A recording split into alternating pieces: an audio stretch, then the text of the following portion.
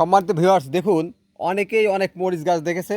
বর্তমান বর্ষাকাল, মরিচের অনেক দাম, কিন্তু আমার বাগানে কিছু মরিচ আছে যেটা ভাবতে পারবেন না। একটু নামাও, দেখেন ফুল হলো বেগুনি। মরিচের ফুল কি বেগুনি হয়? কিন্তু এই ফুল বেগুনি এবং পাতাগুলো কালো। পাতাগুলো আপনার কালো কালো কালো কালো দেখতে পাতাবাহারের মতো।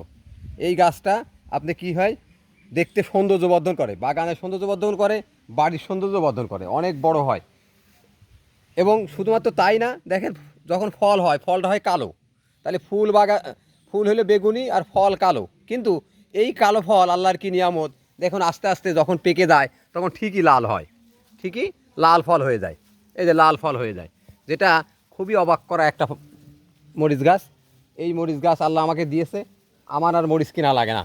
আমি এই মরিচ গাছ থেকেই মরিচ সংগ্রহ করি এবং মরিচ খাই। মরিচ অত্যন্ত মরিচ ধরে এবং একটু ছায়াযুক্ত স্থানেও হয়। এই মরিচ জাতটা খুবই চমৎকার, যেটা যেটা আমার পারিবারিক চাহিদা পূরণ করছে এবং খুবই সুন্দর। আপনারা এই বীজ সংগ্রহ করতে পারেন আমার কাছ থেকে। আপনারা যদি চান তাহলে আমি এই লাল লাল লাল মরিচ আপনাদেরকে দিব এবং এই বীজ সংগ্রহ করে আপনারাও এই নতুন জাত উদ্ভাবন করে নিজের পারিবারিক চাহিদা পূরণ করতে পারবেন। প্রথমে আমাকে একটা দিবা। হ্যাঁ, তোমাকে একটা দেবো।